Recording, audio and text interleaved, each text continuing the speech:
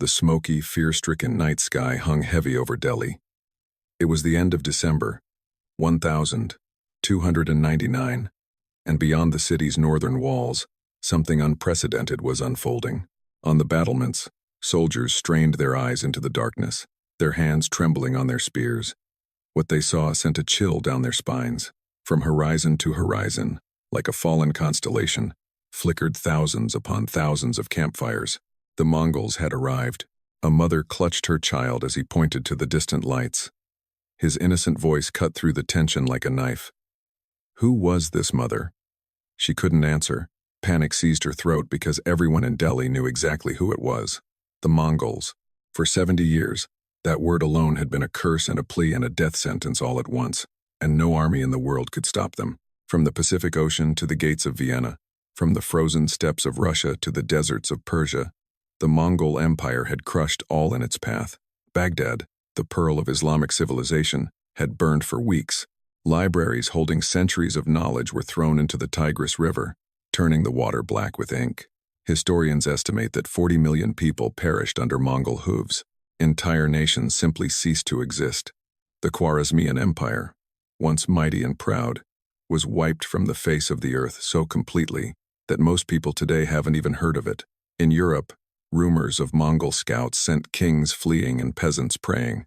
When the Mongols annihilated the Hungarian army at the Battle of Mohi in 1241, it wasn't even a close fight.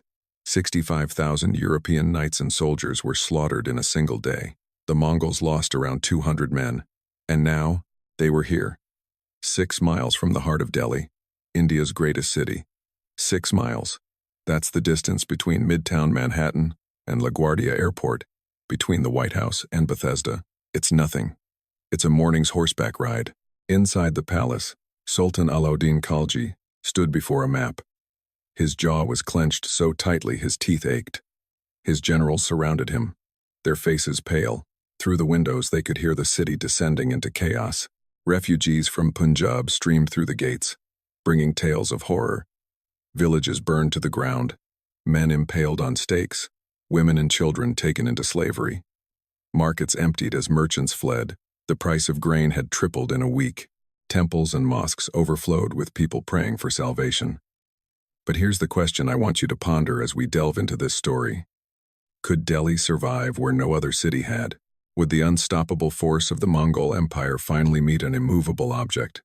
Or would Delhi become just another name on an endless list of cities that fell to the Mongol hordes?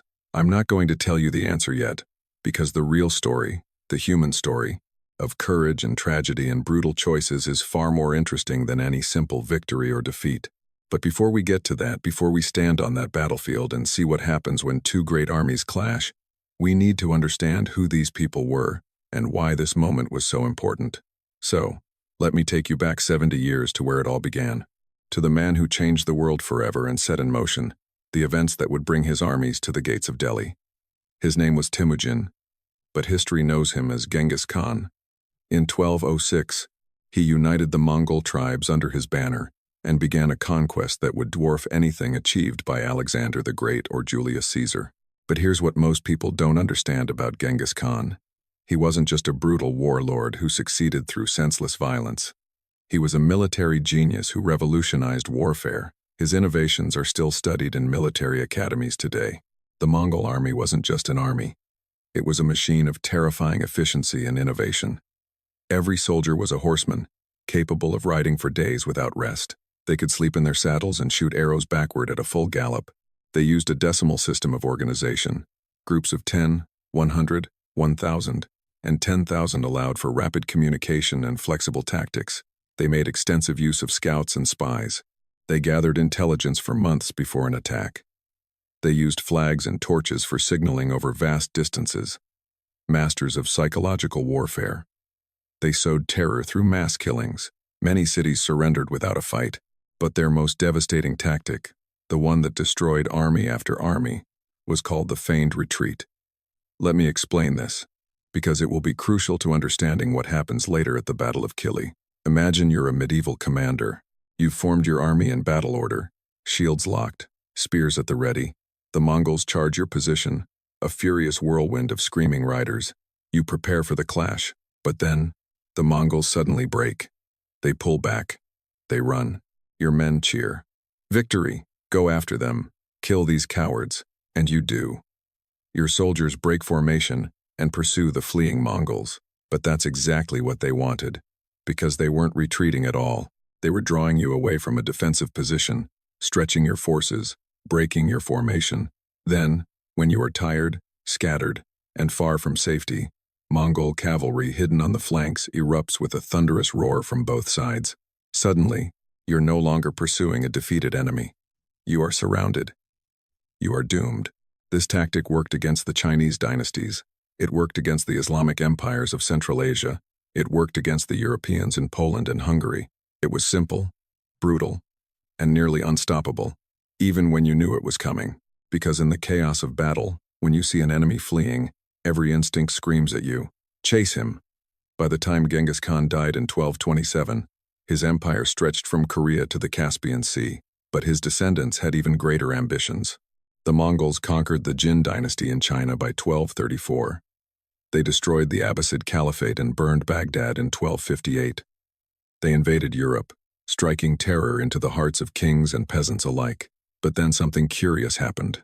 In the 1260s, the Mongol Empire fractured into 4 separate khanates, each ruled by a descendant of Genghis Khan, but functionally independent. There was the Yuan dynasty in China and Mongolia, the Ilkhanate of Hulagu in Persia and the Middle East, the Golden Horde in Russia and Eastern Europe, and the Chagatai Khanate in Central Asia. It's this last Chagatai Khanate that's relevant to our story. Look at a map, and you immediately see the problem. The Chagatai Khanate was surrounded on 3 sides by other Mongol powers. To the west lay the Golden Horde, to the southwest the Ilkhanate of Hulagu, and to the east the Yuan dynasty. If the Chagatai Khan wanted to expand his territory, he couldn't attack his fellow Mongols without igniting a civil war that would destroy all involved. Where could he expand? There was only one direction, south, towards India. By the late 13th century, the Chagatai Khanate was ruled by a man named Dua Khan. Historical sources describe him as ambitious, cunning, and glory-hungry. He looked at India and saw opportunity. The land was incredibly wealthy, overflowing with gold, spices, silk, and precious gems. The various kingdoms and sultanates were fragmented, constantly warring with each other, and crucially, they had never faced the full might of a Mongol invasion. Sure, there had been border raids, skirmishes in the Punjab, probing attacks that had been repulsed, but a real invasion, a full-scale attempt at conquest with the total mobilization of resources and the participation of the best Mongol generals, that had never happened. Dua Khan decided the time was right, but he wasn't going to lead this invasion personally. He was going to send someone even more important. His son, Kutlugh Khwaja. Kutlugh Khwaja knew this would be no mere raid for plunder. This would be a conquest, a campaign to permanently incorporate India into the Mongol Empire, and standing in their way was a man just as ambitious, just as ruthless, and just as willing to do anything to win. His name was Alauddin Khalji, and he had become the Sultan of Delhi in 1296 through one of the most cold-blooded acts of betrayal in Indian history. His uncle, Jalaluddin Khalji, was the previous sultan. Alauddin was his nephew and trusted general. One day, Alauddin invited his uncle to a feast to celebrate a recent military victory. When Jalaluddin arrived, Alauddin ordered him murdered right there at the banquet table. Alauddin then marched on Delhi, killed everyone who might oppose his rule, and declared himself sultan. Now, I know what you're thinking. This guy sounds like a monster, and you're not wrong. Alauddin was cruel, paranoid, and utterly ruthless in eliminating anyone he saw as a threat. He banned alcohol throughout his territory, not for religious reasons, but because he believed drunken nobles were more likely to plot against him. He created an extensive spy network to gather information on potential conspirators. He controlled the price of grain so strictly that he could afford to maintain a massive standing army. He wasn't a pleasant man, no matter how you try to paint him. But here's the thing, and this is where the story gets more complicated. Alauddin Khalji was also a military genius, and perhaps the greatest defender India had ever seen. He understood that the Mongol threat was existential. If Delhi fell, if the Mongol Empire conquered India, it would mean the end of everything he had built and the death of millions. Therefore, Alauddin did something revolutionary. He created India's first large-scale, professional, standing army. Prior to Sultan Alauddin Khalji, Indian rulers relied on feudal levies, squads provided by nobles, who might or might not show up when called. Alauddin decisively rejected this practice. He began paying soldiers directly from the treasury, averaging 234 tankas a year for a cavalryman with 1 horse, and an additional 78 tankas if he maintained 2 horses. This sum may seem insignificant until you realize the Sultan maintained 475,000 horsemen. As historian Farishta states, even if this number is an exaggeration, we're still talking about an incredibly massive army. He introduced the system of dog, branding of horses, to prevent soldiers from renting them just for inspections. He created the system of kara, detailed written descriptions of each soldier, to prevent impostors from drawing pay. He ensured his troops were expertly armed with the best weapons of the time: swords forged in Damascus, composite bows that could pierce any armor, war elephants capable of crushing cavalry charges, and catapults for zegas. He tirelessly trained his generals and promoted them based on merit, not noble birth. In other words, Alauddin turned the Delhi Sultanate into a perfect military machine, designed specifically to counter the Mongols. And he would need every bit of that preparation because the Mongols had already begun probing Delhi's defenses. In 1296 and 1297, Mongol forces raided across the border into the Punjab. They were repulsed, but with great difficulty, and everyone understood that these were merely probing attacks, tests of Delhi's response strength, gathering intelligence for the real invasion to come. Before we continue, if you're enjoying this story, please hit that like button. It really helps the algorithm more than you think, and it lets me know you want more deep dives into forgotten battles and historical what-ifs. And make sure to subscribe, because we have many more incredible stories like this coming your way. And now, back to the narrative. The man who led Delhi's defense in these early border clashes was a general named Zafar Khan. And this is where our story gets truly fascinating, because Zafar Khan is one of history's forgotten heroes. His incredible bravery should have made him a legend, but instead, his name was erased from official records for reasons we'll discuss later. In 1297, Zafar Khan faced a Mongol army of around 20,000 soldiers under the command of a leader named Jaran Mangar. The Mongols were confident they had never lost a major battle in this region. They expected to waltz through the Indian troops as easily as they had waltzed through everyone else.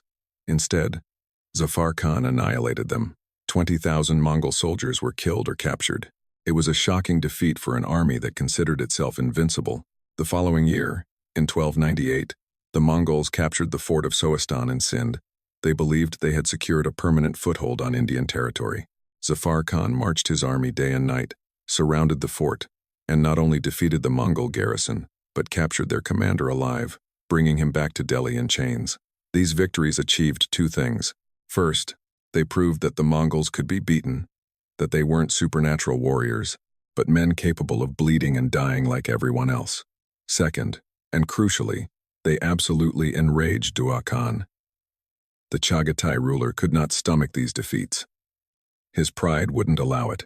More importantly, he understood that if word spread throughout Central Asia that the Mongols had been defeated by Indian troops, it would ignite resistance everywhere. The aura of Mongol invincibility, which was one of their greatest weapons, would be shattered. Therefore, Dua Khan made his decision. No more raids, no more limited campaigns. He was going to end Delhi once and for all. And to lead this invasion, he chose his own son, Kutlugh Khwaja, a prince of royal blood, a commander who had proven himself in battle, and a man who had something to prove. In late 1299, Kutlugh Khwaja assembled his army somewhere in Central Asia. The exact size of the force is disputed by historians. Some sources claim it was 200,000 horsemen, which frankly sounds like an exaggeration. More reliable estimates point to a force of between 50,000 and 60,000 highly trained Mongol warriors. But even 50,000 is a terrifying number when it comes to Mongol cavalry. Soldiers trained their entire lives for war, capable of covering 100 miles a day and shooting with deadly accuracy from a full gallop. This army began its long march south towards India. They crossed the Hindu Kush Mountains, that brutal range that had stopped so many invaders throughout history. They passed through the Khyber Pass, that narrow corridor that serves as the gateway between Central Asia and the Indian subcontinent. They swept across the Punjab, and this is where events become truly intriguing. Typically, when invading, the Mongols would loot all settlements in their path, burning, pillaging, taking slaves, and gathering supplies. But Kutlugh Khwaja absolutely forbade any such behavior. He ordered his warriors to bypass cities, avoid attacking fortifications, and leave villages untouched. This advance took a full 6 months. 6 months they marched through enemy territory, taking not a single trophy. Why was Kutlugh Khwaja so keen on keeping his army fresh and in full fighting trim for the arrival at Delhi? He didn't want his soldiers burdened by plunder or exhausted by siege warfare. This was going to be the decisive battle for everything. One single decisive clash that would determine the fate of India. The Mongol army had only one objective: Delhi itself, the capital and the heart of Indian resistance, the city whose fall would open the entire subcontinent to Mongol conquest. News of the approaching Mongols spread faster than the army itself. Refugees streamed south, bringing with them tales that grew more horrific with each retelling. The Mongols numbered 1 million men. Some claimed their horses spewed fire, that they fed on the flesh of children. Panic gripped northern India like wildfire. In the cities of Multan and Samana, Alauddin's generals prepared for defense, awaiting the Mongols' first strike against them. But Kutlugh Khwaja completely ignored these cities. He had no interest in secondary engagements. He was heading straight for Delhi, and when he arrived, when his army finally halted and made camp at a place called Kili, just 6 miles north of Delhi's fortifications, the entire city held its breath. This was the moment everyone had feared. The Mongol Empire, a force that had conquered half the known world, stood at its gates. Chaos reigned indeed. The streets were clogged with refugees from the Punjab. Families had abandoned everything to flee south. Food ran out in the markets as the Mongols cut off trade routes. Prices soared to astronomical heights. Temples and mosques overflowed with people praying for salvation. On the city walls, soldiers peered out at the distant Mongol encampment, wondering if they would see the next sunrise. Inside the palace, Sultan Alauddin Khalji faced the most important decision of his life. His generals urged him to send an envoy to negotiate, to offer tribute, to buy time. Perhaps the Mongols would accept payment and leave. After all, other kingdoms had survived by buying off the Mongols. But Alauddin's chief advisor, a man named Khan, put it more starkly: if you fight them and lose, you will die. If you hide in the city and wait for them to leave, you might survive. You choose survival. Alauddin listened to these arguments. Then he said, "No. Here's what I love about this moment." Alauddin wasn't a fool.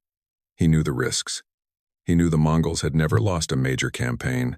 He knew that if he marched out against them in battle, there was a very, very slim chance of his own death. But he understood something his advisors didn't. If he showed weakness now, if he hid behind Delhi's walls or paid tribute like a cowering vassal, every noble and governor from the Deccan to Bengal would interpret it as a sign of his weakness. Within a month, rebellions would erupt throughout his empire. Local rulers would declare their independence. His empire would crumble, and then the Mongols wouldn't even have to conquer Delhi, because it would have destroyed itself from within. Therefore, Alauddin made his choice. He would march out and meet the Mongols in open battle. He would bring the full might of the Delhi army to bear on the field near Kili, and either win or die trying. But before he left, he prepared meticulously. He appointed Khan to be in charge of the defense of Delhi itself. He handed him the keys to the royal palace and the treasury. "Whoever wins this battle," Alauddin said, "you give them the keys. If I perish out there, surrender the city to Kutlugh Khwaja. Do not let the people suffer a pointless siege." He also ordered the Badayan Gate, on the eastern side of the city, to be kept open. If the battle went badly, if his army was destroyed, he wanted a clear escape route into the Doab region, where he might be able to regroup. These were not the actions of a man confident of victory. These were the actions of a man who understood he was possibly riding to his death. But he was going to do it anyway, because sometimes in history, the stakes are so high, you have to roll the dice, even when the odds are against you. Meanwhile, Kutlugh Khwaja faced his own difficulties. He sent a message into Delhi, a formal challenge. He wanted Alauddin himself to come out and fight. When Zafar Khan, the very same general who had already defeated the Mongols twice, rode out to deliver Delhi's reply, Kutlugh Khwaja refused to even parley with him. "I have not come to fight generals," the Mongol prince said. "Kings fight kings. If your sultan is too cowardly to face me himself, Then order him to bring his royal standard to the battlefield, so I can be sure I am fighting the real Delhi army and not just cannon fodder. This was a brilliant psychological move. By publicly questioning Alauddin's valor, Kutlugh Khwaja made it impossible for the Sultan to avoid battle, and by demanding that Alauddin bring his personal standard, he ensured this confrontation would be all or nothing. No tricks, no substitutions.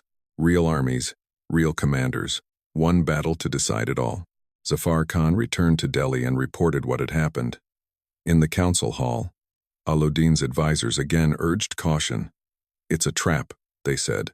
"The Mongols want you to fight them in the open, because that's where they are strongest. Use Delhi's walls, force them to besiege us," but Alauddin had already made his decision. The next morning, the Delhi army would march out to Kili. That night, the city was silent, save for the sounds of prayer. Soldiers said goodbye to their families. Wives embraced their husbands. Parents blessed their sons. Everyone understood that tomorrow would be unlike any other day in Delhi's history. Inside the palace, Alauddin donned his armor by candlelight. He was 40 years old, at the peak of his power, a man who had seized the throne through violence and held it through sheer force of will. He had suppressed rebellions, conquered kingdoms, and built an empire. But tomorrow, he would face the greatest test of his life. As the first rays of dawn illuminated Delhi, the gates swung open, and the army marched north, to Kili. The soldiers moved almost silently. The only sounds were the clinking of armor and the steady rhythm of the drums. The people of Delhi climbed onto the roofs of their homes to watch the army depart. Some prayed, some wept. All wondered if they would ever see their soldiers again. The battlefield of Kili was a relatively flat plain, but it had natural features that would influence the coming battle. On one side flowed the Yamuna River. On the other lay a dense forest. This meant the battlefield had a limited width. The Mongols, who relied on wide-ranging cavalry maneuvers and flanking attacks, had less room to employ their favored tactics. It was as good a place for a decisive battle as any. As the Delhi army arrived and began to form up, the Mongols were already waiting. Kutlugh Khwaja had arranged his forces in a classic Mongol formation, cavalry squadrons in perfect order, banners unfurled, horses absolutely still despite thousands of riders. It was a terrifying spectacle. On the other side, Alauddin organized his army according to traditional Indian warfare principles, but with modifications learned from previous clashes with the Mongols. In the center, he positioned himself with the royal guard, the best and most loyal soldiers of his army. In front of the Sultan was Ali Khan, with 10,000 heavy cavalry, tasked with absorbing the initial Mongol attack and protecting Alauddin at all costs. On the left flank, Alauddin placed Nusrat Khan, with Ulugh Khan in reserve behind him. On the right flank was Zafar Khan, and this is important. He commanded a mixed force, including many Hindu warriors who had entered Delhi's service and experienced fighters who knew the terrain and were fiercely loyal.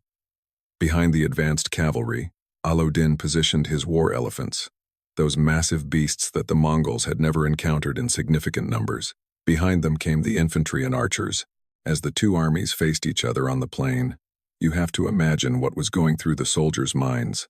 The Mongols had spent 6 months to get to this point, and they had crossed mountains and deserts, passed by cities they could have looted, all for this one battle. They believed, truly believed, that they were invincible, that their tactics were superior, that their discipline and skill would bring victory, as always. On the Delhi side, the soldiers knew they were fighting for their lives, and for the lives of everyone they loved.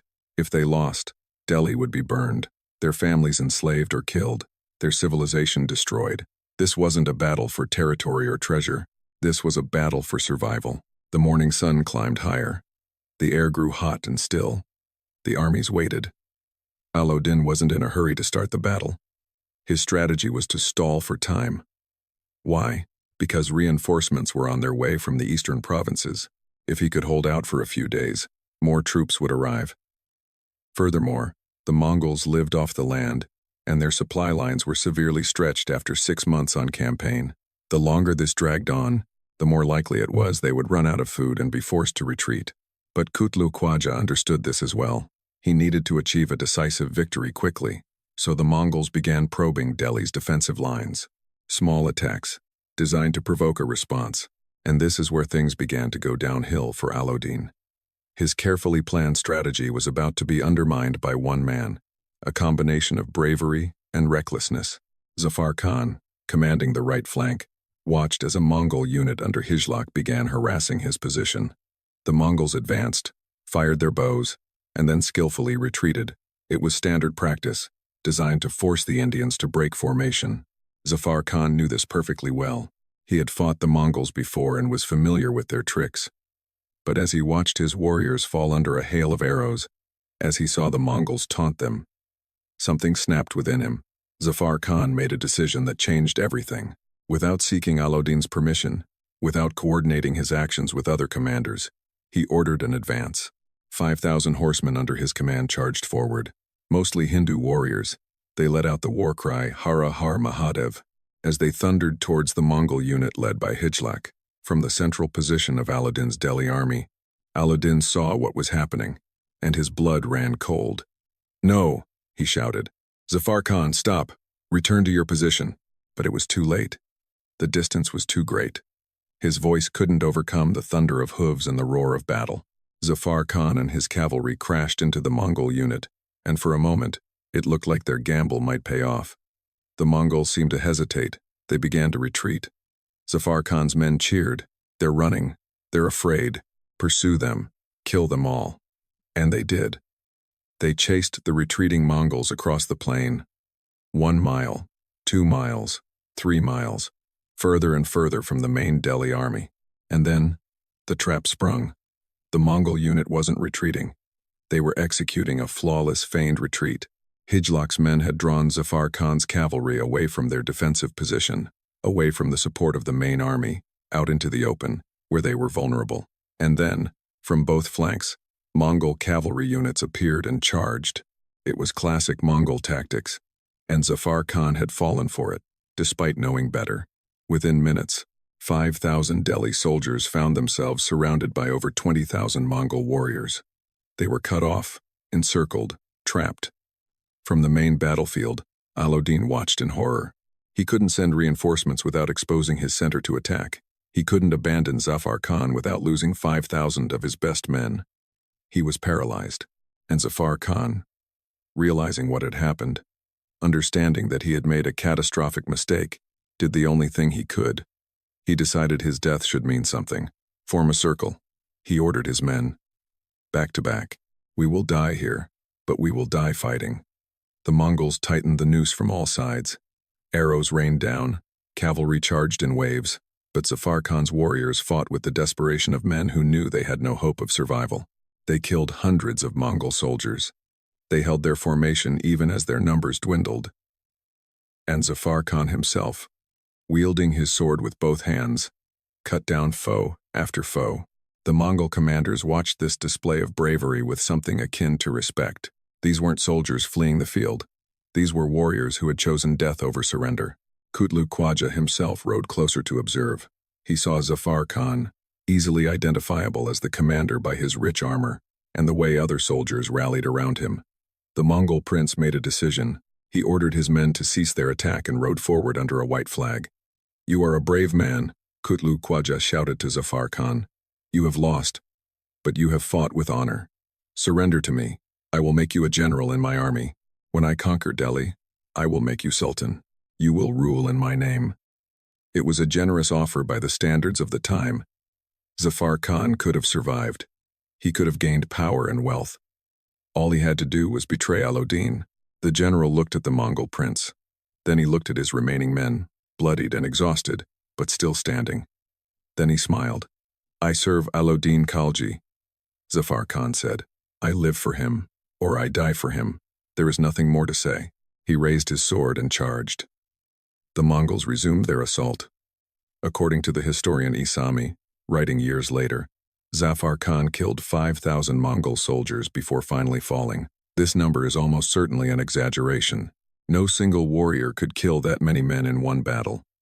But the fact that the story claims 5,000 says something about how ferociously Zafar Khan fought in those last moments. He didn't just die. He became a living legend, a man who chose honor over survival. But Zafar Khan did one very important thing before his death. In one of his last attacks, he wounded Kutlugh Khwaja. His sword or spear, the sources don't specify which, struck the Mongol prince in the shoulder. It was a deep wound, bleeding heavily. Kutlugh Khwaja's men pulled him from the fray and began emergency treatment. Though the prince survived, the wound was very serious, and it was this single injury, inflicted in the desperate last stand of a doomed warrior, that would ultimately determine the outcome of the entire battle. With Zafar Khan's unit destroyed, the Mongols turned their attention to Alauddin's main army. Now, the real test would begin. The full might of the Mongol cavalry crashed into Alauddin's central positions. The war elephants trumpeted and charged forward. Their tusks were fitted with blades, and archers sat on their backs, raining arrows down on the Mongol ranks. Horses shied in terror at the sight of these massive beasts, a spectacle the Mongols had encountered before, but never in such numbers. Delhi's heavy cavalry, clad in armor, formed a steel wall around their sultan. The battle raged for hours, and Khan, commanding the troops in front of Alauddin, fell defending his position. Nusrat Khan and Ulugh Khan on the flanks launched counterattacks at every attempt by the Mongols to break through, keeping their formations intact. Alauddin himself fought, his sword stained with blood. His presence inspired the warriors. The Mongols were experiencing something they rarely encountered. They couldn't break this army. Delhi's soldiers weren't fleeing. They weren't panicking. They held their ground with a stubborn resolve born of desperation. As the sun began to set on that first day of battle, both armies withdrew, exhausted. Thousands of dead lay on both sides.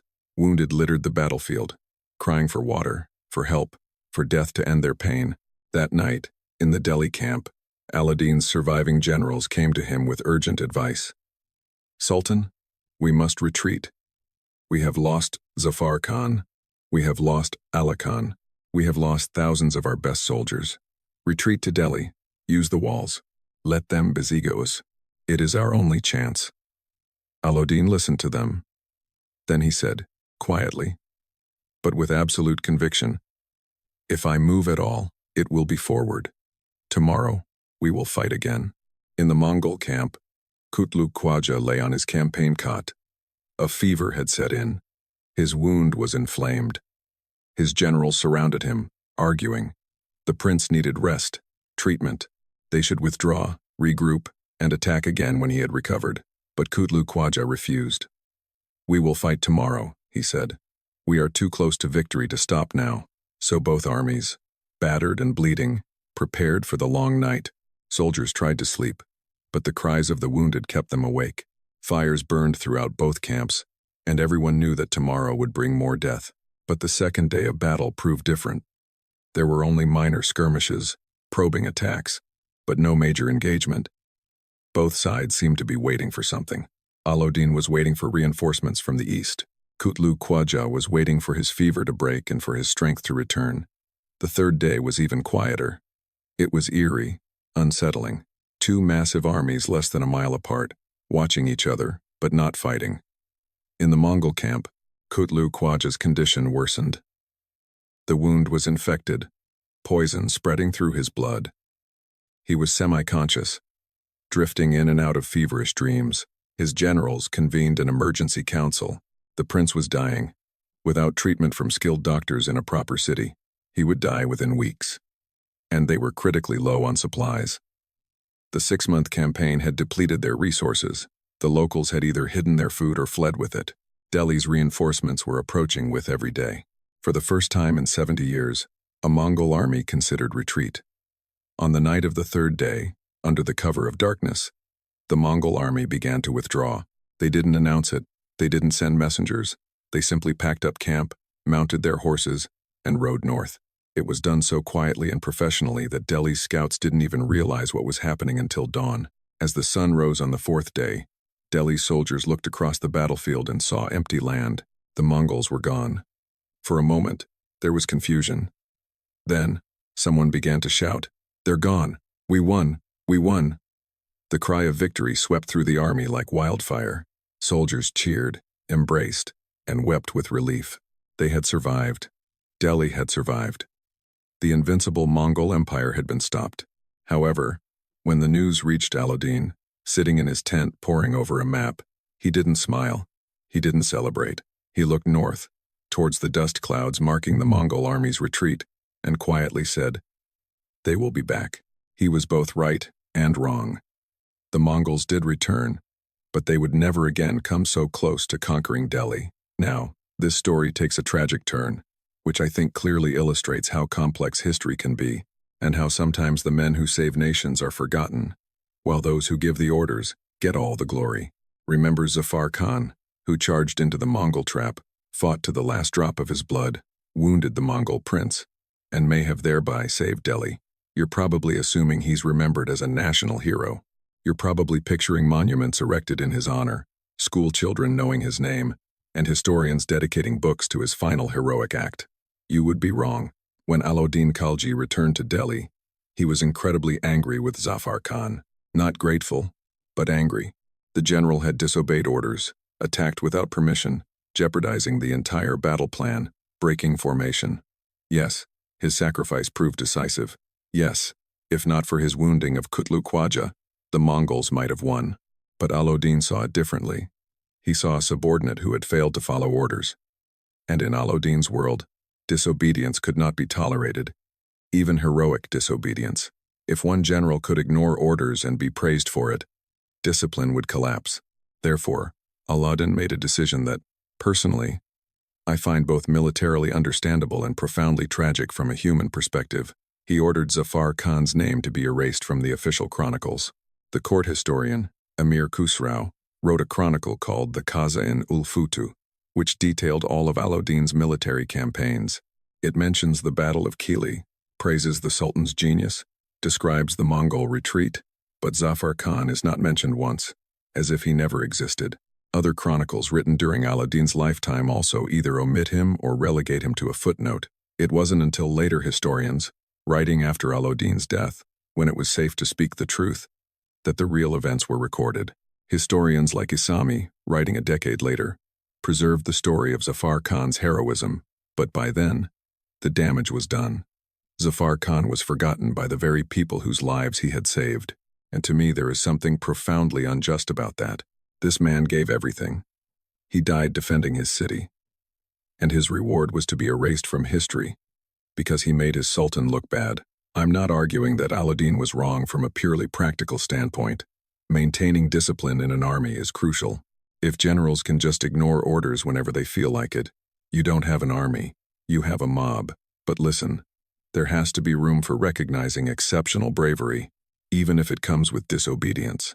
Zafar Khan deserved a better fate. Meanwhile, Kutlugh Khwaja and his army were making their way back to Central Asia. The prince's condition continued to worsen. The wound inflicted by Zafar Khan was slowly killing him. Medieval medicine simply didn't have the means to treat such a deep infected wound. No antibiotics, no proper surgical techniques, just hope and prayer, and usually, death. Kutlugh Khwaja died somewhere on the long journey home, likely in what is now Afghanistan or Pakistan.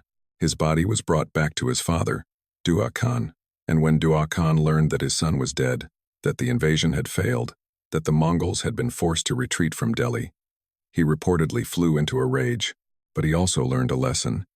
India would not be easy to conquer.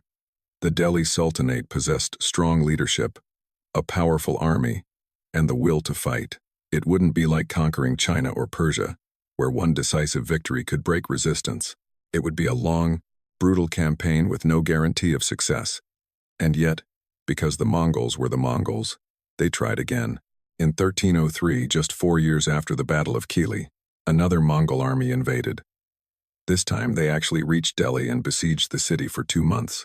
Alauddin retreated inside with his court and his army. Food ran out, disease spread, and people began to panic. But Alauddin held firm. He knew the Mongols couldn't sustain a siege indefinitely. They had no supply base in India. They lived off the land, which meant they would run out of food before Delhi did. And that's exactly what happened.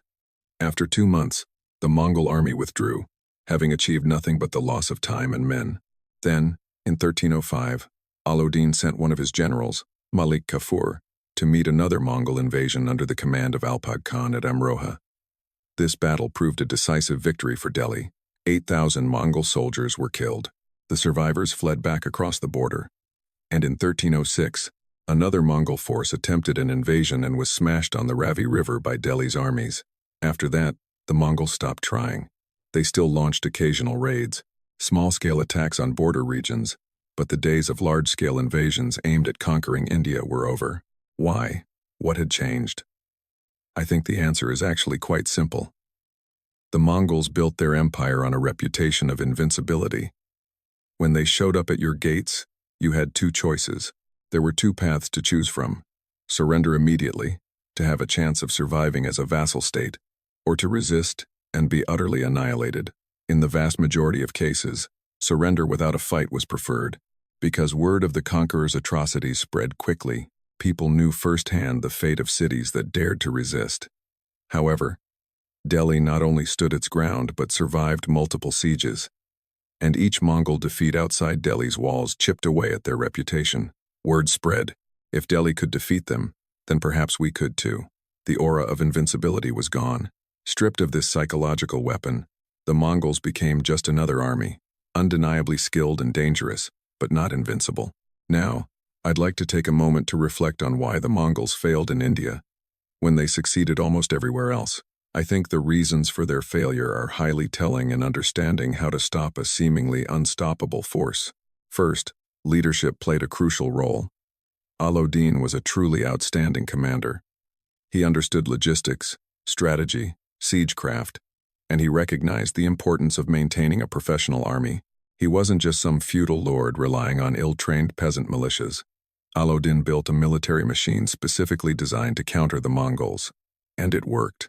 Second, it was military reforms. Alauddin's innovations, such as the Dog and Kara systems, might seem insignificant at first glance, but they made a colossal difference. By preventing corruption and ensuring his soldiers were well-trained and equipped, he maintained the quality of an army capable of standing up to the Mongols. Third, strategic defense.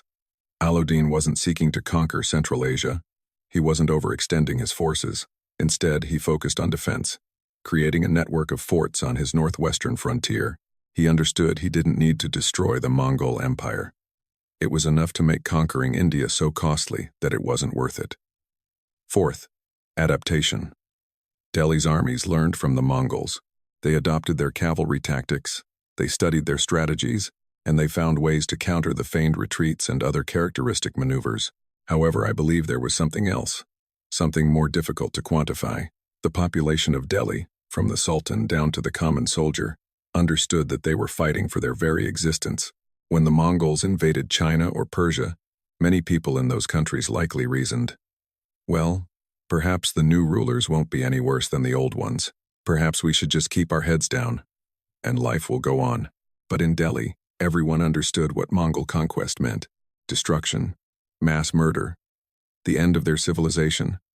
That's why they fought with a desperation and a resolve that the Mongols hadn't encountered in many other places. And that made all the difference. You can have the best tactics in the world, but if your enemy is willing to die rather than surrender, if they will stand their ground no matter what, then ultimately, superior courage can overcome superior skill. Now, I want to ask you a question, and I really want you to think about this. Leave your answer in the comments, because I'm genuinely curious about your opinion. We remember the Mongol Empire as a great historical force, and rightly so. They changed the world.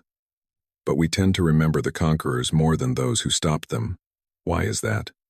Why do we know the name Genghis Khan, but not Alauddin Khalji? Why can most Americans tell you about the Mongol invasions of Europe, but have never heard of the Battle of Kili?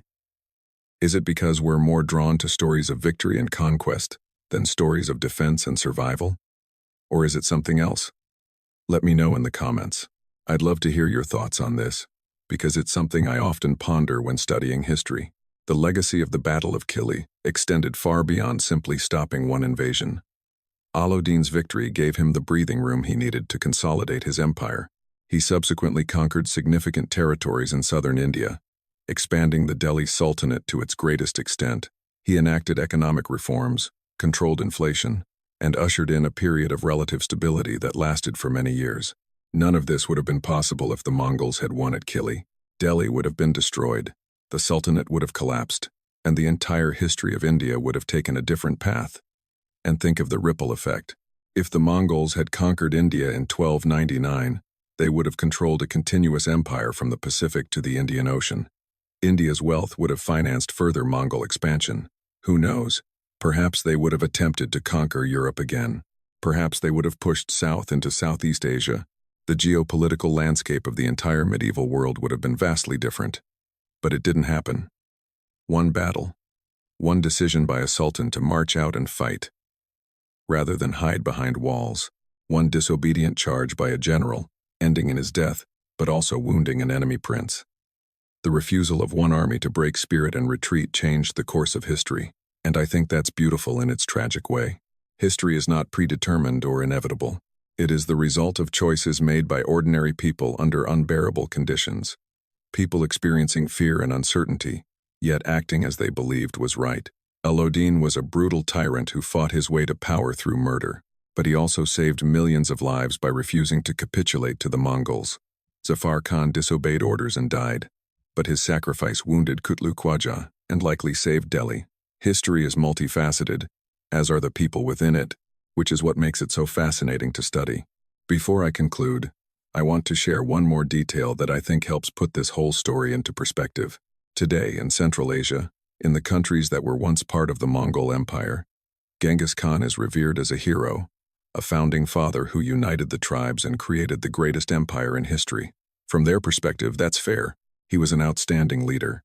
However, in the Middle East, in places like Iraq and Iran, Genghis Khan is remembered as a destroyer, a monster who burned cities and killed millions. And that's also fair from their perspective. In India, and particularly in Delhi, there are still scattered monuments and chronicles that remember Alauddin Khalji as the man who saved India from the Mongols. The same events receive completely different interpretations depending on the perspective. There's a lesson here about perspective, about how our own narratives shape our worldview. So what can we take from the Battle of Kili in 2024, over 700 years later?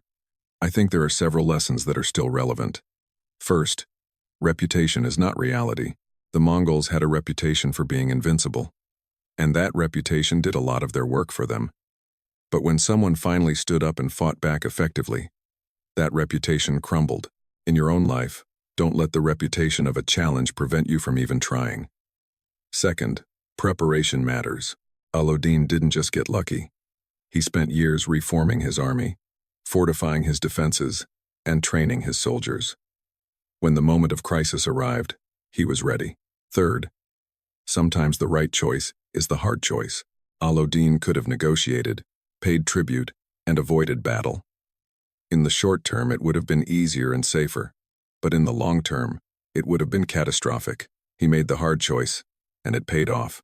And fourth, heroes aren't always remembered. Zafar Khan saved Delhi and was erased from official chronicles, but the truth has a way of surviving. Decades later, historians recorded his story. A century later, we're still talking about him.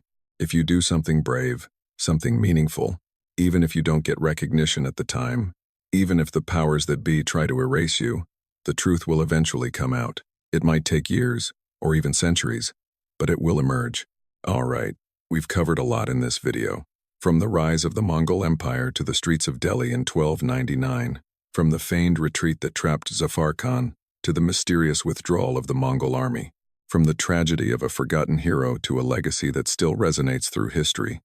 If you've made it this far, first of all, thank you. I know it was long, but I really wanted to do this incredible story justice. If you enjoyed this deep dive into a battle most people have never heard of, but which changed the course of history, please hit that like button and subscribe to the channel. We have so many more stories like this. Forgotten battles, unsung heroes, and moments that shaped the world as we know it today. And seriously, leave a comment below. Tell me what you think about Alauddin Khalji. Was he a hero who saved India, or a tyrant who just happened to repel an invasion? And what about Zafar Khan? Does his disobedience make his sacrifice less or more significant? I want to hear your perspective, and here's what I want you to do next. Share this video. I'm serious.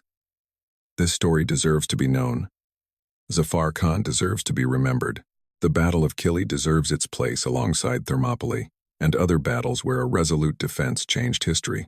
So send it to a friend who loves history, post it on your social media, help spread the story of the day Delhi stood against the Mongol Empire and won. Because if we don't tell these stories, if we don't remember these moments, they will truly be lost to history. and that would be a tragedy. Thank you for watching. I'll see you in the next video. And remember, history isn't just the past. It's an understanding of who we are and how we got here. Every battle, every decision, every forgotten hero played a part in the world we live in today. Never forget that. End of file text, plain. The smoky, fear-stricken night sky hung heavy over the fledgling colonies of North America. It was the end of December, 1776, and beyond the northern defenses of Philadelphia, something unprecedented was unfolding. On the icy ramparts of Fort Washington, soldiers strained their eyes into the darkness, their hands trembling on their muskets. What they saw sent a chill down their spines. From horizon to horizon, like a fallen constellation, flickered thousands upon thousands of campfires. The British regulars, bolstered by Hessian mercenaries, had arrived.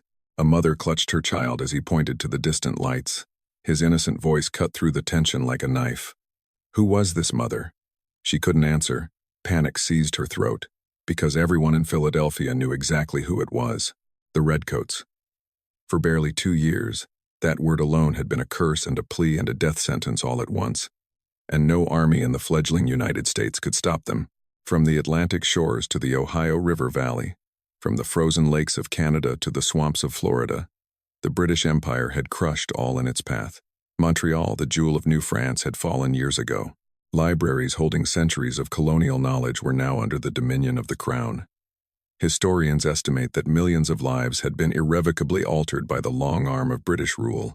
Entire peoples had simply ceased to exist as independent entities. The Iroquois Confederacy, once mighty and proud, was being fractured and displaced so completely that most Native Americans today felt little connection to its past glory.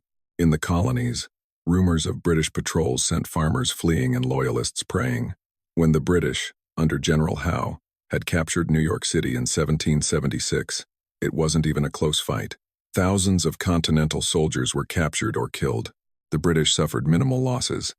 And now, they were here, 6 miles from the heart of Philadelphia, the newly declared capital of American independence. 6 miles. That's the distance between the southern tip of Manhattan and the Battery, between the Washington Monument and Alexandria, Virginia. It's nothing. It's a morning sleigh ride. Inside Independence Hall, General George Washington stood before a map. His jaw was clenched so tightly his teeth ached. His officers surrounded him, their faces pale. Through the windows they could hear the city descending into panic. Refugees from the northern settlements streamed through the gates, bringing tales of horror. Farms burned to the ground, men pressed into service, women and children taken as spoils of war. Markets emptied as merchants fled. The price of flour had doubled in a week. Churches and meeting houses overflowed with people praying for salvation. But here's the question I want you to ponder as we delve into this story. Could Philadelphia survive where no other city had? Would the unstoppable force of the British Empire finally meet an immovable object? Or would Philadelphia become just another name on an endless list of cities that fell to the British crown? I'm not going to tell you the answer yet, because the real story, the human story, of courage and tragedy and brutal choices is far more interesting than any simple victory or defeat. But before we get to that, before we stand on that frozen battlefield and see what happens when two great armies clash, we need to understand who these people were and why this moment was so important.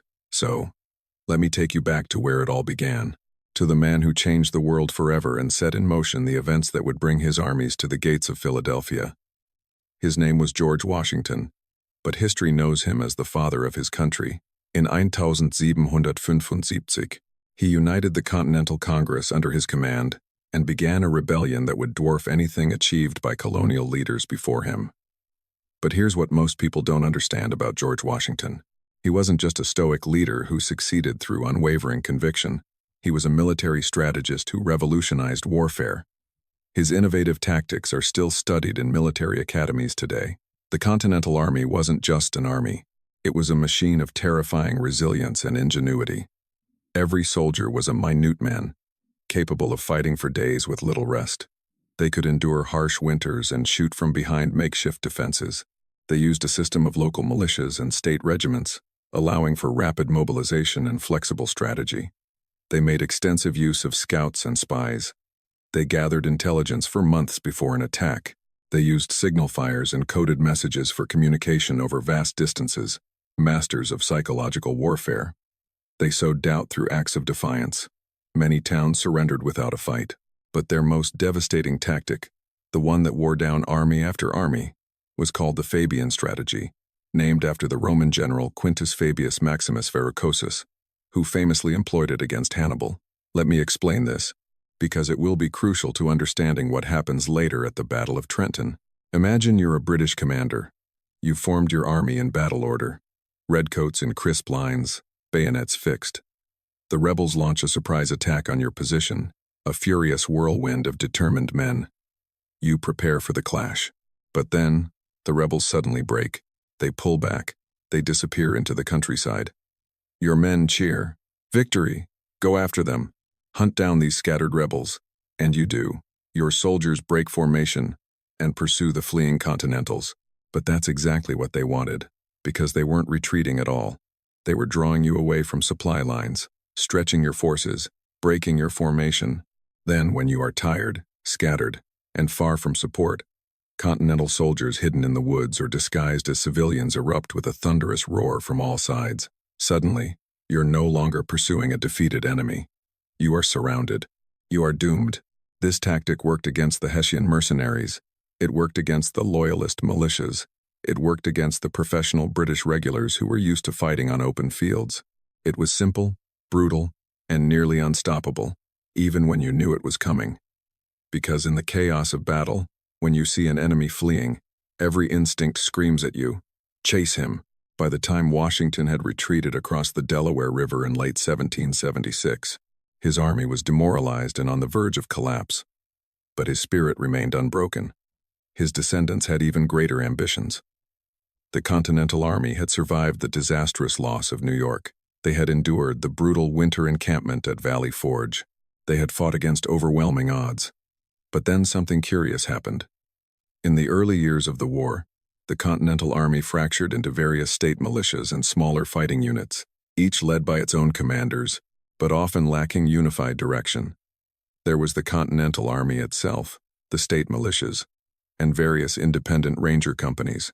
If the Continental Army wanted to expand its territory, it couldn't rely solely on the organized forces it had. It needed to inspire broader resistance. Where could it gain momentum? There was only one direction, south, towards Trenton. By late 1776, the Continental Army was led by a man named George Washington. Historical sources describe him as determined, cunning, and a seeker of liberty. He looked at the occupied territories and saw opportunity. The people were weary of British rule, suffering under taxation without representation, and yearning for freedom. The various colonial governments were fragmented, constantly bickering with each other, and crucially, they had never faced the full might of a coordinated, strategically brilliant continental offensive. Sure, there had been border skirmishes, raids in New Jersey, probing attacks that had been repulsed, but a real, concerted effort, a full-scale attempt at regaining territory with the total mobilization of resources and the participation of the best continental commanders, that had never happened. Washington decided the time was right, but he wasn't going to lead this offensive personally. He was going to send someone even more important. His trusted aide, Colonel Alexander Hamilton. Hamilton knew this would be no mere raid for plunder. This would be a campaign to permanently reclaim New Jersey for the United States. And standing in their way was a man just as ambitious, just as ruthless, and just as willing to do anything to win. His name was Lieutenant Colonel Johann Rall, and he had become the commander of the Hessian garrison in Trenton in 1776 through a combination of military rank and loyal service to the crown. His uncle, a respected British officer, had secured him a command. Rall was known for his strict adherence to orders and his confidence in the superiority of his well-trained troops. He had heard rumors of Washington's movements, but he dismissed them as the desperate gambits of a failing rebellion. He believed his well-disciplined Hessians could easily crush any rebel incursion. Now, I know what you're thinking. This guy sounds like a competent officer, and you're not wrong. Rall was a professional soldier, and his troops were disciplined and well-armed. He understood the importance of maintaining order and deterring any further colonial unrest. But here's the thing, and this is where the story gets more complicated. Lieutenant Colonel Rall was also a man of habit and a lover of comfort. He believed in the sanctity of his routines, and he was notoriously dismissive of any intelligence that didn't align with his preconceived notions of rebel weakness. He often relied on his officers to handle day-to-day operations, preferring the ease of his quarters. He wasn't a particularly innovative commander, no matter how you try to paint him. But here's the thing, and this is where the story gets more complicated. Lieutenant Colonel Rahl was also a man of habit and a lover of comfort. He believed in the sanctity of his routines, and he was notoriously dismissive of any intelligence that didn't align with his preconceived notions of rebel weakness. He often relied on his officers to handle day-to-day operations, preferring the ease of his quarters. He wasn't a particularly innovative commander, no matter how you try to paint him. Therefore, Washington did something revolutionary. He created the Continental Army's first large-scale professional intelligence gathering network. Prior to General Washington, American commanders relied on ad hoc reports from local sympathizers, units that might or might not show up when called. Washington decisively rejected this practice. He began to prioritize intelligence, establishing a network of spies and informants across British-held territories, paying them directly from a clandestine fund. This sum may seem insignificant until you realize the immense importance of accurate information. As General Washington himself stated, knowledge of the enemy's movements is the foundation of all military success. He introduced a system of courier networks, using trusted individuals to relay messages securely. He created the system of signal codes, detailed written descriptions of enemy movements, to prevent imposters from spreading misinformation. He ensured his troops were expertly trained in hit-and-run tactics, guerrilla warfare, and surprise attacks. He promoted his officers based on merit, not noble birth or political connections. In other words, Washington turned the Continental Army into a cunning and adaptable force, designed specifically to counter the British. And he would need every bit of that preparation because the British had already begun probing the Continental Army's defenses. In late 1776, British and Hessian forces raided across New Jersey. They were repulsed, but with great difficulty, and everyone understood that these were merely probing attacks, tests of the Continental Army's response strength, gathering intelligence for the real invasion to come. Before we continue, if you're enjoying this story, please hit that like button. It really helps the algorithm more than you think, and it lets me know you want more deep dives into forgotten battles and historical what-ifs. And make sure to subscribe because we have many more incredible stories like this coming your way. And now, back to the narrative. The man who led the intelligence gathering and harassment of the British in these early border clashes was a young officer named Lieutenant James Monroe. And this is where our story gets truly fascinating. Because James Monroe is one of history's often overlooked heroes. His incredible bravery and strategic foresight should have made him a legend. But instead, his contributions were often overshadowed by larger figures for reasons we'll discuss later. In late 1776, Monroe, operating with a small contingent of scouts and rangers, faced a Hessian patrol of around 20 soldiers under the command of a Captain von Lossberg. The Hessians were confident. They had never lost a major skirmish in this region. They expected to sweep through the American irregulars as easily as they had swept through everyone else. Instead, Monroe's men ambushed them. 20 Hessian soldiers were killed or captured. It was a shocking defeat for a unit that considered itself invincible.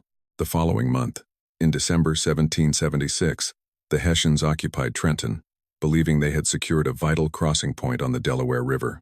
They felt secure behind their fortifications and confident in their discipline. Monroe and his men, working tirelessly, gathered information, observed their routines, and reported back to General Washington. These intelligence reports achieved two things.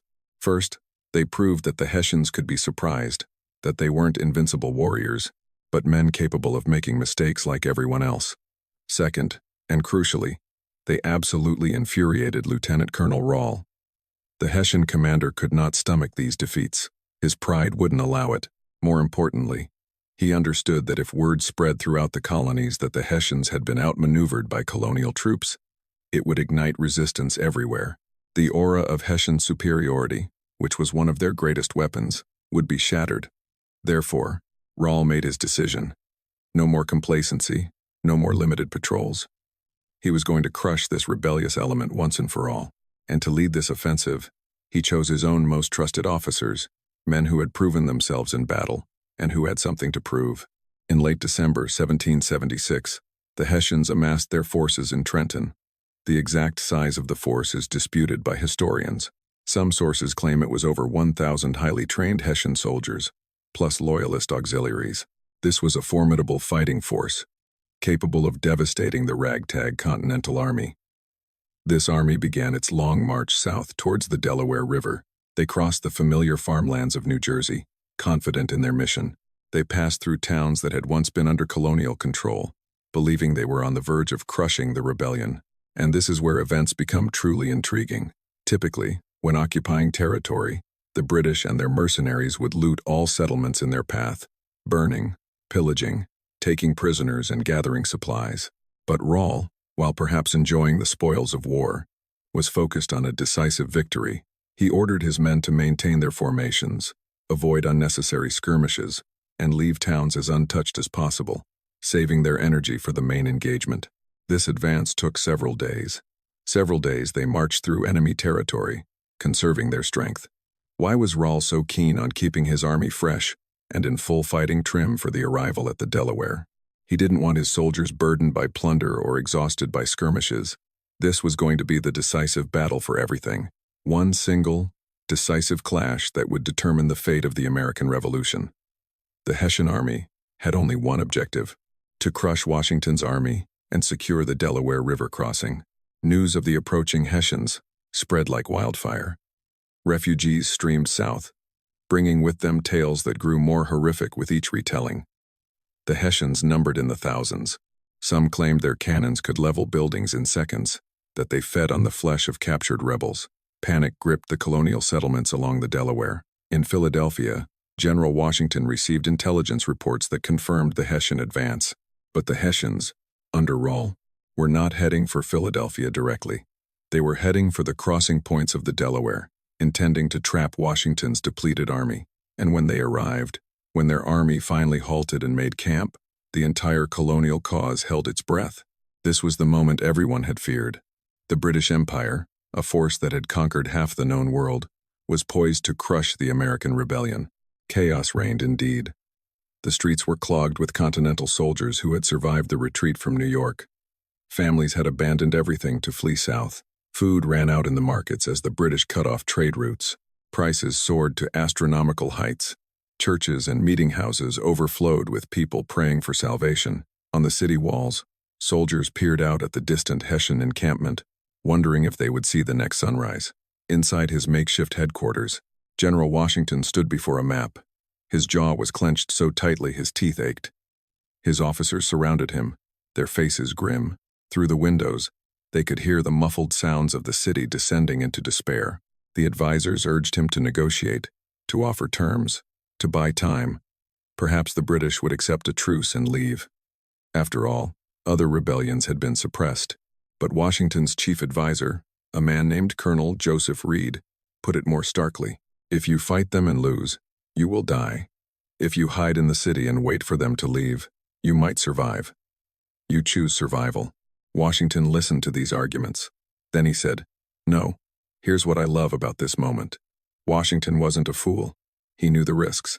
He knew the British had overwhelming numerical superiority.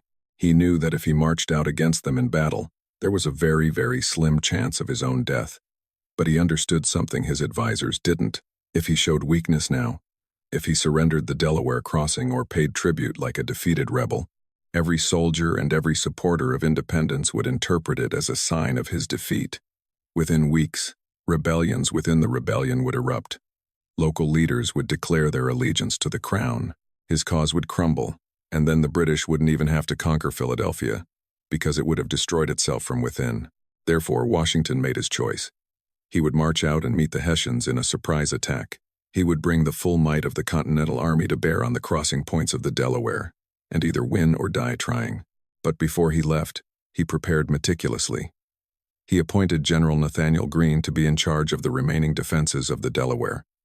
He gave him clear orders on how to manage the retreat and maintain morale. "Whoever wins this battle," Washington said, "you maintain our position. If I perish out there, surrender the army to a designated successor. Do not let the people suffer a pointless occupation." He also ordered the eastern crossing points to be secured. If the battle went badly, If his army was destroyed, he wanted a clear escape route into Pennsylvania, where he might be able to regroup. These were not the actions of a man confident of victory.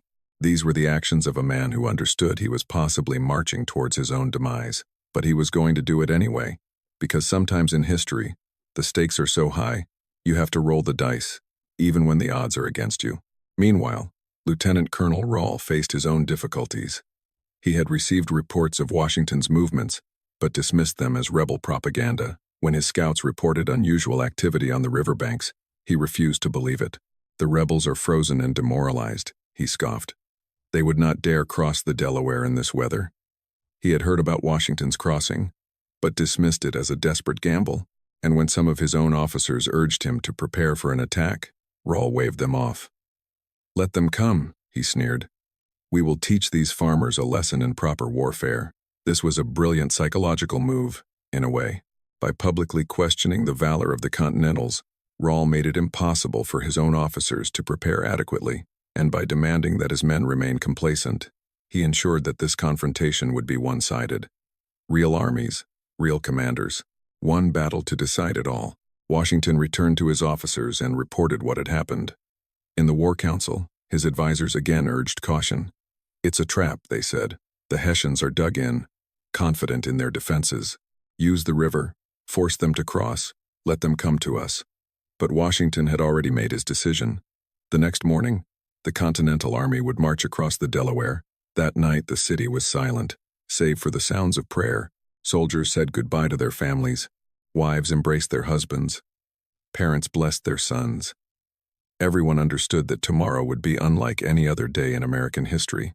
Inside his tent, Washington donned his worn uniform by the flickering light of a lantern. He was 44 years old, at the peak of his resilience, a man who had taken command through the will of the people and held it through sheer force of will.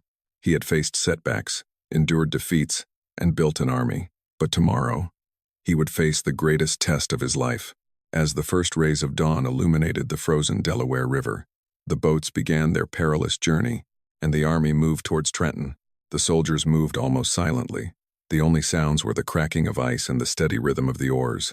The people of Trenton climbed onto the roofs of their homes to watch the approaching army. Some prayed, some wept. All wondered if they would ever see their countrymen again.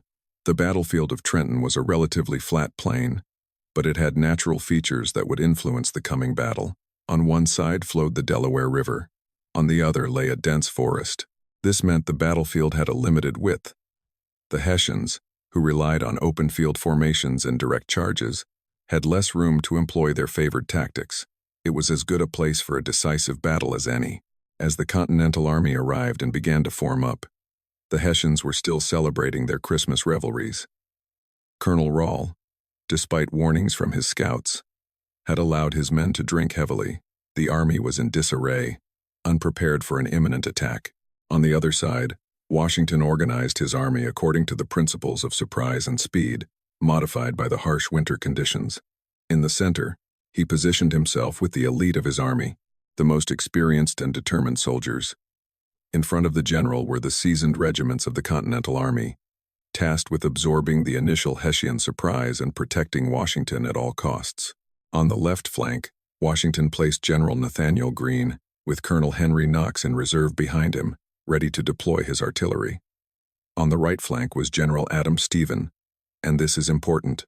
He commanded a mixed force, including many militiamen, experienced fighters who knew the terrain and were fiercely loyal. Behind the advanced infantry, Washington positioned his artillery, those crucial cannons that would break the Hessian lines. As the two armies faced each other on the plain, you have to imagine what was going through the soldiers' minds. The Continentals had spent months enduring hardship, crossing the frozen river, passing by towns they could have plundered, all for this one battle. They believed, truly believed, that they were fighting for something greater than themselves, that their tactics were unconventional, that their determination and skill would bring victory. As always, on the Hessian side, the soldiers, many of whom were still recovering from Christmas celebrations, knew they were caught off guard. If they lost, Philadelphia would be secure. Their cause would be emboldened. Their rebellion would continue. This wasn't a battle for territory or treasure. This was a battle for the survival of the revolution. The morning sun climbed higher. The air grew cold and biting. The armies waited. Washington wasn't in a hurry to initiate the battle. His strategy was to surprise and overwhelm. Why? Because he had gathered intelligence that the Hessians were unprepared. He knew their routines. He knew their weaknesses. The longer he waited, the more likely it was they would recover and form a proper defense. But Rahl, in his drunken stupor, understood none of this. He needed to achieve a swift victory quickly, so the rebels would be deterred. So, the Continentals began their advance, bypassing the Hessian pickets and moving directly towards the town. And this is where things began to go downhill for the Hessians.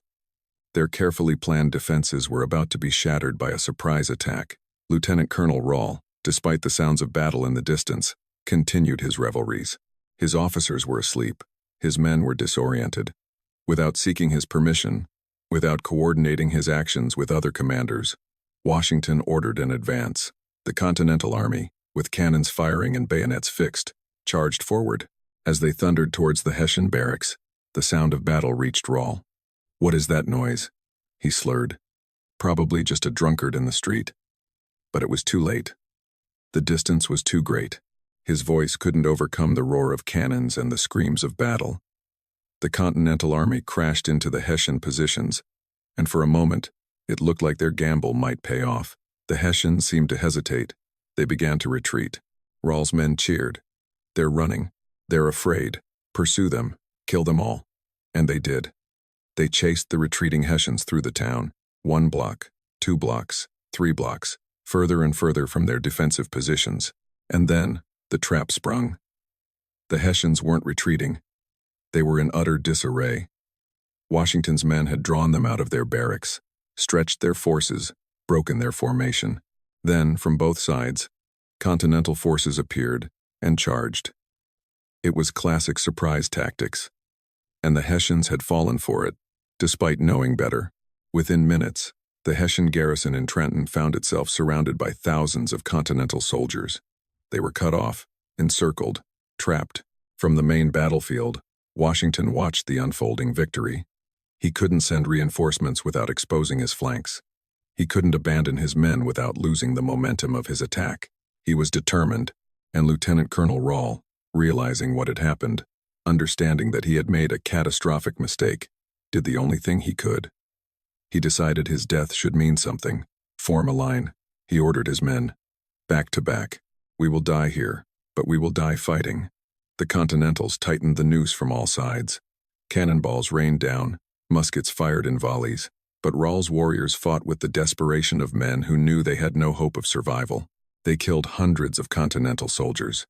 They held their formation even as their numbers dwindled. And Lieutenant Colonel Rahl himself, wielding his sword with both hands, cut down foe after foe. The Continental commanders watched this display of bravery with something akin to respect. These weren't soldiers fleeing the field. These were warriors who had chosen death over surrender. Washington himself rode closer to observe. He saw Rahl, easily identifiable as the commander by his ornate uniform and the way other soldiers rallied around him. The Hessian commander made a decision. He ordered his men to cease their attack and rode forward. "You are a brave man," Washington shouted to Rahl. "You have lost, but you have fought with honor. Surrender to me. I will make you a prisoner, but I will treat you with respect. When I have secured American independence, I will ensure your safe passage home." It was a generous offer by the standards of the time. Rahl could have surrendered. He could have lived.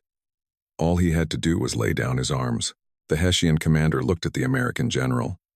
Then he looked at his remaining men, bloodied and exhausted, but still standing. Then he grimaced. "I serve the king," Rahl said. "I live for him, or I die for him. There is nothing more to say." He raised his sword and charged. The Continentals resumed their assault. According to contemporary accounts, Rahl was mortally wounded in the fighting. This number is almost certainly an exaggeration. No single commander could inflict that many casualties in one battle. But the fact that the story claims he fought fiercely in those last moments says something about his desperate stand. He didn't just die, he became a symbol of Hessian defiance, a man who chose duty over survival. But Rahl's actions had one very important consequence before his death. In one of his last attacks, he was severely wounded. His sword or musket, sources don't specify which, struck the American commander in the arm. It was a deep wound, bleeding heavily. Washington's men pulled him from the fray and began emergency treatment. Though the general survived, the wound was very serious, and it was this single injury, inflicted in the desperate last stand of a doomed commander, that would ultimately have a profound impact on the morale of both armies. With Rahl incapacitated, the Hessians, now without clear leadership, lost their will to fight. The remaining soldiers, seeing their commander fall and their lines broken, surrendered. The Continental Army had achieved a stunning victory. Thousands of Hessians were captured, along with vital supplies and arms. The victory at Trenton electrified the colonies. It proved that the Continental Army, despite its losses and hardships, could defeat the feared British forces. It boosted morale, encouraged enlistments, and secured vital supplies. The Continental Army, battered and bleeding, prepared for the long winter. Soldiers tried to sleep, but the cries of the wounded and the cheers of victory kept them awake. Fires burned throughout the encampment, and everyone knew that tomorrow would bring renewed hope. The victory at Trenton was a turning point. It galvanized the American cause and demonstrated the strategic brilliance of General Washington. The Hessians, once confident, were now demoralized. Their aura of invincibility was shattered. The news of Trenton spread throughout the colonies, inspiring hope and encouraging further resistance. The British, who had underestimated the resolve of the Continental Army, now faced a determined enemy, led by a commander who was willing to take calculated risks and fight for the cause of liberty. This victory not only saved the American Revolution from imminent collapse, but also solidified Washington's reputation as a brilliant military leader. It provided a much-needed boost to morale and demonstrated the effectiveness of Washington's innovative tactics. The Continental Army, once on the brink of defeat, now had a renewed sense of purpose and a belief in their ability to achieve independence. The Battle of Trenton, a daring crossing of the icy Delaware on Christmas night, became a legendary feat of courage and determination, a symbol of the American spirit. General Washington, despite his wound, continued to lead the Continental Army with unwavering resolve. He understood that this victory was just the beginning. The war for independence was far from over, but Trenton had proven that the American rebels, with their strategic genius and their unwavering commitment to liberty, could indeed challenge the might of the British Empire, and that, in the grand tapestry of history, was a victory that would echo for generations to come. The fate of the United States of America, once hanging by a thread, now had a chance to be forged in the fires of continued resistance and eventual triumph.